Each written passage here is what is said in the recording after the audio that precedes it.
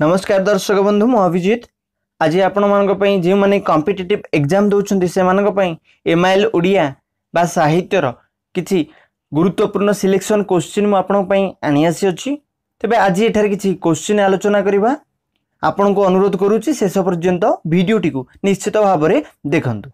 प्रश्न पढ़ा गोटे उक्ति बा वाक्यर प्रत्येक अंश को कौन कहती? ए रे देछि पद, बी रे शब्द, सी रे वाक्य, डी रे ध्वनि।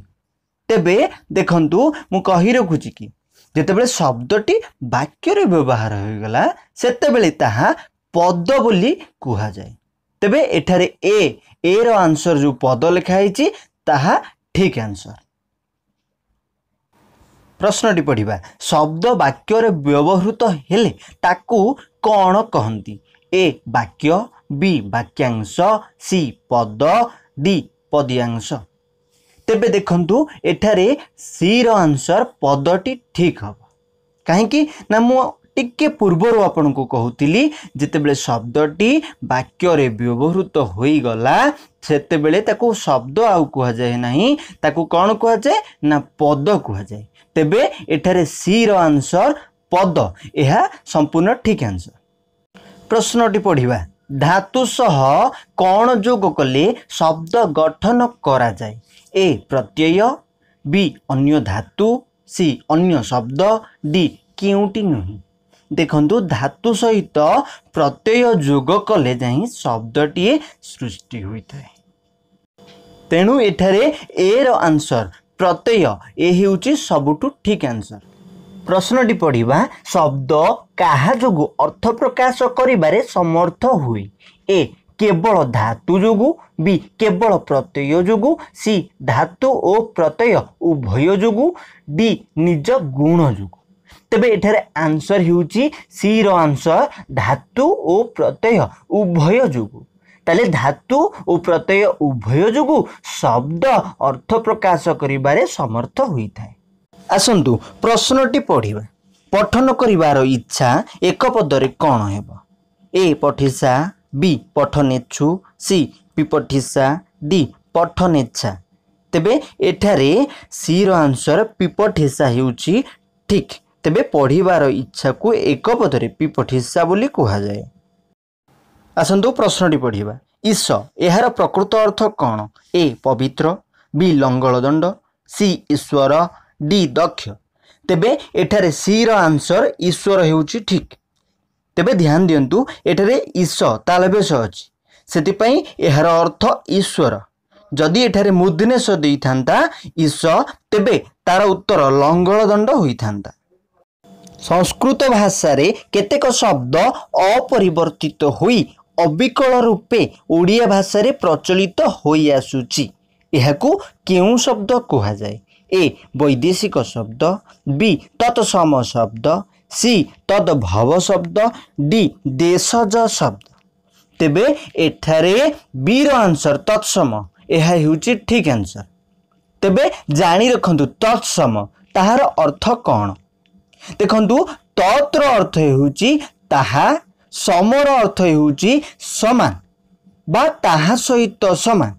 कहा सहित समान? संस्कृत सहित समान। आम ओडिया भाषा रे केतेक संस्कृत शब्द सीधासलख ओडिया भाषा रे व्यवहार करा जाउछि ताहाकू तत्सम शब्द कुहा जाय। एइठारे गोटे कथा मने रखंतु देखंतु ओडिया भाषा रे जे शब्द व्यवहार करा जाउछि ताहा चारि प्रकार। एक तत्सम, दुई तद्भव, तीन देशज, चारि वैदेशिक। ओडिया भाषा रे प्रचलित देशज शब्दर केतोटी स्तर रहिछि? ए चारोटी, बी तीनोटी, सी दुईटी, डी एकटी। तेबे एठारे बी रो आंसर तीन हेउछि ठीक। ओडिया भाषा रे प्रचलित देशज शब्दर तीनोटी स्तर रहिछि। प्रश्नटी पढ़िबा ध्वनिर लिखित रूप को कौन कहंती? ए वर्ण, बी अक्षर, सी लिपि, डी लिखित ध्वनि। तेबे एठारे ए रो आंसर वर्ण हेउची ठीक। ध्वनिर लिखित रूप को वर्ण कुहा जाय। प्रश्नटी पढ़िबा भाषार सर्वनिम्न एकक को कौन कुहा जाय? तेबे एठारे आंसर देछि ए ध्वनि, बी लिपि सी मात्रा डी फला। तेबे एठारे ए रो आंसर ध्वनि हेउची ठीक।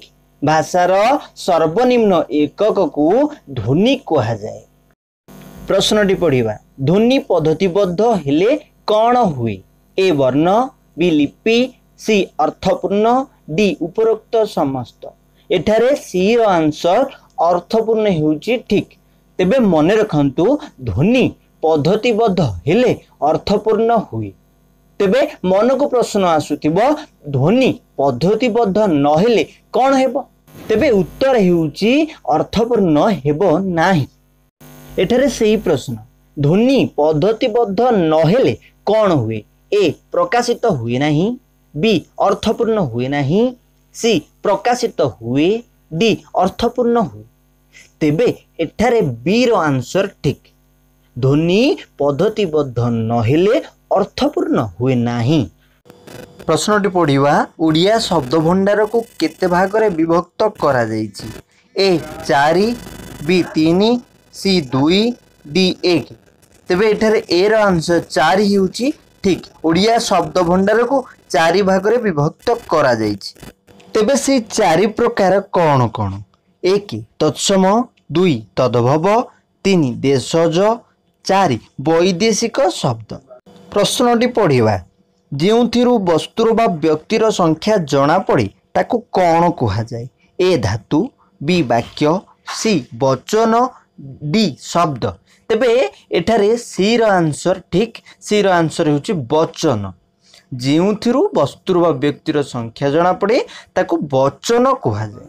प्रश्नटी पढ़िबा क्रियार मूल रूप को कौन कहा जाए? ए शब्द बी अन्वय सी प्रत्यय डी धातु। एठारे डी रो आंसर धातु हेउची ठीक। क्रियार मूल रूप को धातु कहा जाए। प्रश्नटी पढ़िबा निम्नोक्त केउटी आदिवासी शब्द अटे? ए ठेकरा बी आंठू सी झुमुका डी एंडुरी। एठारे बी आंठू हेउची ठीक आंसर। आदिवासी शब्दटी हेउची आंठू।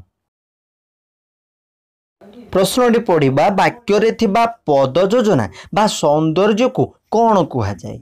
ए आकांक्षा बी आसक्ति सी योग्यता डी खंडवाक्य। एठारे बी रो आंसर आसक्ति हेउची ठीक।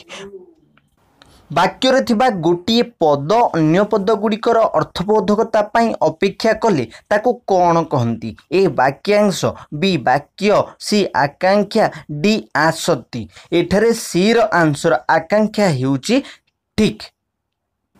एक बा एकाधिक पद मिलित होई मनर भाव को संपूर्ण रूपे प्रकाश कले कौन हुए? ए खंडवाक्य बी वाक्य सी उपवाक्य डी मिश्र वाक्य। एठारे बी रो आंसर वाक्य हेउची संपूर्ण ठीक। वाक्य रे व्यवहार करा जाउथिबा पद गुड़िकर पारस्परिक संबंध को कौन कहा जाए? ए आसक्ति बी योग्यता सी आकांक्षा डी पद विन्यास। एठारे बी रो आंसर योग्यता हेउची ठीक। शेष पर्यंत भिडियोटी को देखिथिबारु धन्यवाद। तेबे आपन को अनुरोध करूची एही चैनल को सब्सक्राइब करंतु, लाइक करंतु, एही वीडियो को शेयर करंतु, एही वीडियो को आपन को सांग माननको, आपन को सांग माने मध्य उपकृत हेबे, मु मध्य उपकृत हेबी। तेबे आपन को मतामत दबा को जमा भी भूलिबेनी। कमेंट बॉक्स जाई कमेंट मध्य करिवे। भलो लागिले कमेंट करंतु, खराब लागिले मध्य कमेंट करंतु।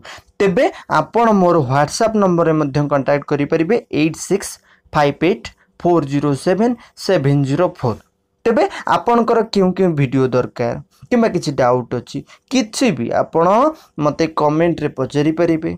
मो व्हाट्सएप नंबर रे मध्य मो सहित कांटेक्ट करि परिबे। तेबे मु एही भली नुआ नुआ वीडियो जेउ गुडिक आपण को कॉम्पिटिटिव एग्जाम गुडिक रे सहाय्य करिवो, सिलेक्शन क्वेश्चन हो, ट्रिक हो, मेथड हो, किछि भी हो, मु आपण मानक पई नै आसीबी। तेबे आपण को अनुरोध करूछि आपण निश्चित भाव रे मतामत देबे। मोर वीडियो को निश्चित भाव रे दैनिक देखिबे, कारण मु एबे दैनिक गोटी दुईटी लेखाए वीडियो अपलोड करिबी।